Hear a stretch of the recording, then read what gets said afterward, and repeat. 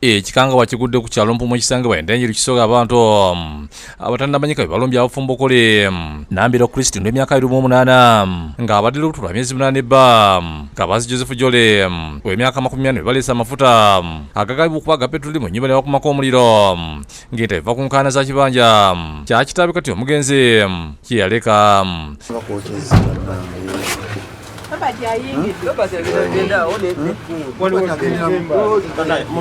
bano baddukisiddwa mu ddwaliro ekisoga okufuna obujjanjabi ng'embeera yaabwe embi embeera bwe yongedde okutabuka ambyulensi okuva emukono zizze ne zibongera mu ddwaliro ku lw'ekirodo naye kawempe okulaba nga bataasa obulamu bwabwe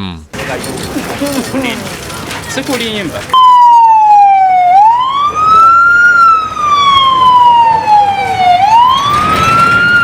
naye nga omwami ye yajjiridde eddala lyadalwana okuggulawo enju ate omuliro gye gwavudde no mu mulyango n'asirira ddala yenna okutasigalako olususu n'omukyala najja ebitundu ebisinga obunene ate nga mukyala muzito. Dr. Mbiru Frank akuliddemu okujjanjaba kuno annyidde embeera gye baleesemu abantu bano matumi budde n'ategeeza nti basobodde okubakola okutuusa bwe Bukedde ku makya naye nga bayisiddwa bubi omukyala abadde lubuto nga lunaatera okutuuka so ekyo ne tubeera nga ate nakyo kimuteeka mu mbeera enzi. Abamu ku batuuze tusaze ku ddwaliro bavumidde ebikolwa nga bino ebisusse mu kitundu kyabwe nti era abasibe basoose okwokebwa.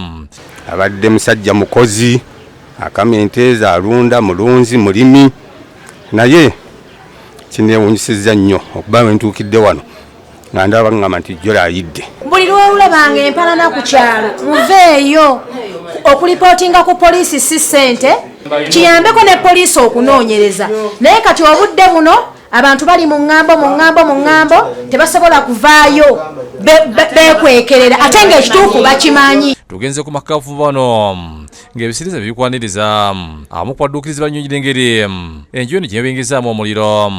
Nange wafumwe bweru nga ningera mune kukola ki gutenda konzo wayi tufulume tutaasa omunnaffe ne tufuluma ntaasa naye nga n'abantu bennyini tebajja abantu bawala eri ne bw'obanga oli munyiivu otya fuba okulaba tojjaayo ttima lifaanana bwe lityo okwokya munno okwokya banno bayibuli etukubiriza okusonyiwa. Ssentebe w'ekyalo kino Kajubi Maliko Saalongo yennyamidde olw'obutemu obw'ekikanga kino n'ategeeza nti abafumbo bano tebadde na buzibu.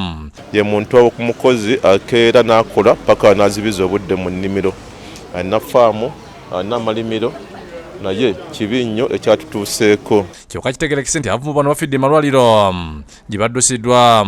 Omuwagizi wa poliisi mu Kampala Patrick Onyango akisizza ku ssemo omulambo gw'abagenzi nga tumaze okukola postmortem twabatutte mu maka gaabwe. Ategeeza nti omuyigo ku batemu gukyagenda mu masiranga n'okunoonyereza ku kyakolebwa.